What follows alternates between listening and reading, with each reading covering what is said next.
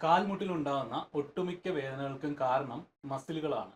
കാരണം എന്താണെന്ന് വെച്ച് കഴിഞ്ഞാൽ ഇവിടെ ഈ ജോയിൻസ് ഉണ്ടെങ്കിലും ഇവിടെ മുട്ടുചട്ട ഉൾപ്പെടെ ഉള്ള ജോയിൻസ് ഉണ്ടെങ്കിലും ഈ ജോയിൻസിനെയൊക്കെ ഫങ്ഷൻ ചെയ്യിക്കണമെങ്കിൽ പ്രോപ്പറായ രീതിയിൽ പ്രവർത്തിക്കണമെങ്കിൽ മസിൽസ് അതിൻ്റെ ജോലികൾ ചെയ്തേ പറ്റുള്ളൂ. അപ്പോൾ മസിൽസ് കൺട്രാക്ട് ചെയ്യുന്നതനുസരിച്ചിട്ടാണ് ഈ ജോയിൻറ്റ് മടങ്ങുന്നതും അതുപോലെ തന്നെ നിവരുന്നതും. അപ്പോൾ ഈ മസിൽ കൺട്രാക്ട് ആകുമ്പോൾ ഇതെന്ത് സംഭവിക്കും?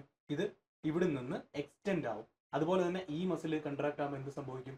ഇത് ഫ്ലെക്സ് ആവും. അപ്പോൾ ഇത് ഈ ശരിയായ രീതിയിൽ മസിൽസ് പ്രവർത്തിക്കാനുള്ള കഴിവ് മസിൽസിൽ ഇല്ലെങ്കിൽ ഇവിടെ ഈ പറഞ്ഞ ആക്ടിവിറ്റീസ് ഒക്കെ ലിമിറ്റേഷൻസ് സംഭവിക്കാം.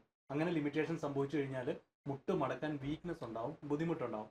ഇനി ഇതേ പ്രശ്നം തന്നെയാണ് മസിൽസ് ശരിയായ രീതിയിൽ പ്രവർത്തിച്ചില്ലെങ്കിൽ അവിടെ ഓവർ ഫോഴ്സ് വരികയും അത് കാരണം പെയിൻ സംഭവിക്കുകയും ചെയ്യാം. അപ്പോൾ അതുകൊണ്ട് തന്നെ മുട്ടുവേദന വരാനുള്ള എല്ലാ കാരണങ്ങളും ഈ ജോയിന്റ് റിലേറ്റഡ് പ്രശ്നമാണെന്ന് പറയാൻ പറ്റില്ല. മസിൽസിൽ ഇഷ്യൂ ഉണ്ടെങ്കിലും മുട്ടിൽ വേദന വരാം. അപ്പോൾ ഇത് കറക്റ്റായ രീതിയിൽ കണ്ടുപിടിക്കണമെങ്കിൽ നിങ്ങൾ അടുത്തുള്ള ഒരു ഫിസിയോതെറാപ്പിസ്റ്റിനെ കൺസൾട്ട് ചെയ്തിട്ട്, പ്രത്യേകിച്ച് ഓർത്തോ അല്ലെങ്കിൽ സ്പോർട്സിൽ സ്പെഷ്യലൈസ് ചെയ്തിരിക്കുന്ന ഒരു ഫിസിയോതെറാപ്പിസ്റ്റിനെ കൺസൾട്ട് ചെയ്തിട്ട് ഇത് റിലേറ്റഡ് ഇഷ്യൂ എന്താണെന്ന് മനസ്സിലാക്കി അതിനുള്ള ട്രീറ്റ്മെന്റ് കറക്റ്റ് ആയിട്ട് എടുത്താലേ ഈ വേദന മാറ്റിയെടുക്കാൻ പറ്റുള്ളൂ. ബിക്കോസ് നീ joint is A complex joint.